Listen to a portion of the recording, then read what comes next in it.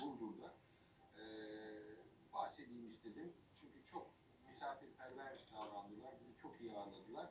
Buradan selam olsun hem hocalarımıza hem oradaki tüm suyunu almamış. Şimdi efendim.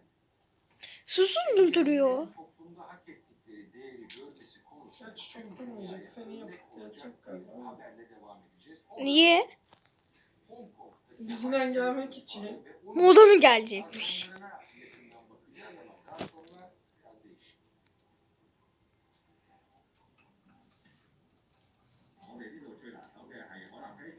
Bu restoranda garsonlar mekanın dışında ama hayatın içinde.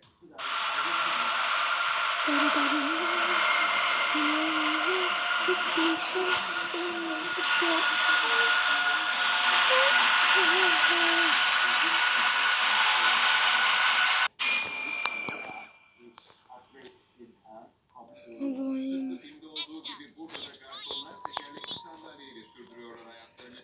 Uzaktan yönettikleri minik robotlar sayesinde evden çıkmadan siparişleri alabiliyorlar.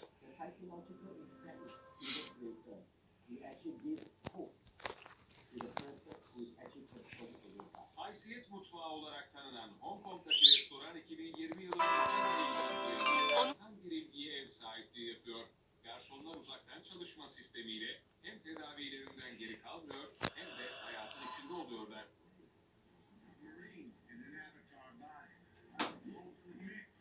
Film senaryosundan yola çıkan proje engellileri hayata kazandırma yönüyle tüm dünyaya örnek oluyor.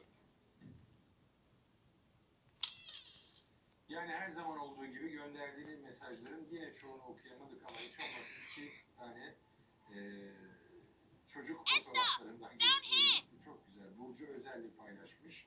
Günaydınlar, iyi yayınlar demişler.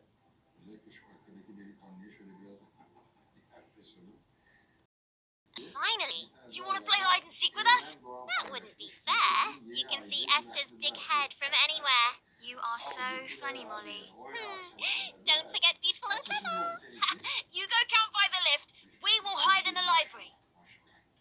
Beraber büyütüyoruz. Sonra söyleriz. Evet, peki.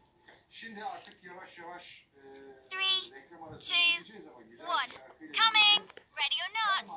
Mr. Hop, Bilirseniz you wait Van Gogh here. solisti, önemli bir müzisyendi. 25 Aralık 1979'da dünyaya gelmiş. Yani dün Ferman Akgül'ün doğum günüydü.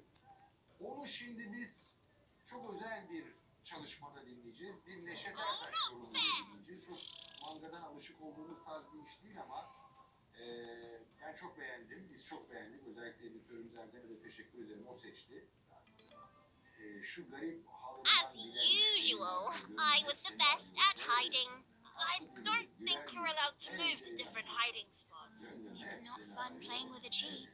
A cheat? You two are lucky I am even playing with you right now. Can we please keep the noise down? Don't you know this is a library? Yes, Miss Beverly. Children.